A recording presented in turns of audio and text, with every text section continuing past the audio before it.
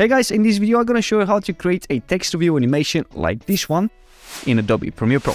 So let's get on with it. Inside Premiere, the first thing I'll do is to create text by hitting the T button or clicking onto the Type 2 icon. Then I'll go to the program monitor and click anywhere on it. Then I'll type down review text, and after that I'll go to the Essential Graphics panel, and from Align Transform I'll center it exactly at the middle of the program monitor, and also I will drag the anchor point exactly at the middle as well. After that I'll select the rectangle tool and create a line that will match the text length like that. But before you make this line, make sure that you select the text layer, and I'll tell you why later in this video. And because I want to change my line color, I will select the shape layer and go down to fill and click on this eyedrop icon. Select the pink color. Is it pink or purple? I don't know, for me it's kind of like between pink and purple. Anyway, I like this color. Then what I will do, I will press escape and then V, go to the effect control panel where I will go to the shape, open the shape options, and then I will go down to transform. And what I will do here, I will untick the uniform scale and I will create a keyframe onto the horizontal scale. I'll change the value from 100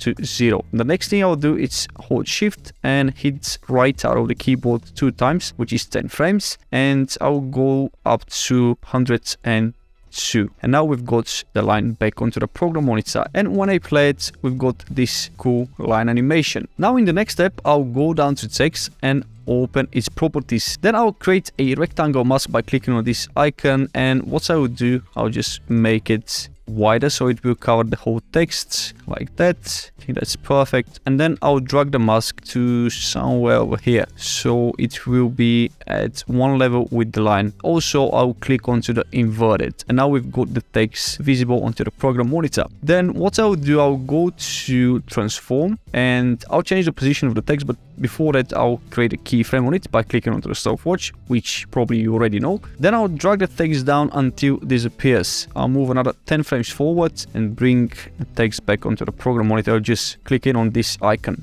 and when I play it again from the beginning, we got this animation. It looks fine, but to make it smoother, what I will do, I'll select those 2 keyframes, right button, temporal interpolation, and ease in. And I'll do exactly the same with the first 2 keyframes of the line layer. Right click, ease in. So let's play it again and see how it looks like.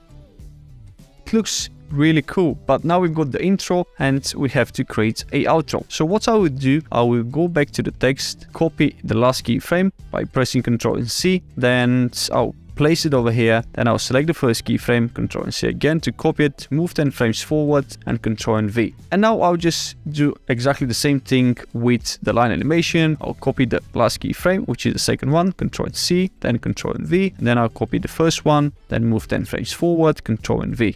And let's play it again to see the full animation.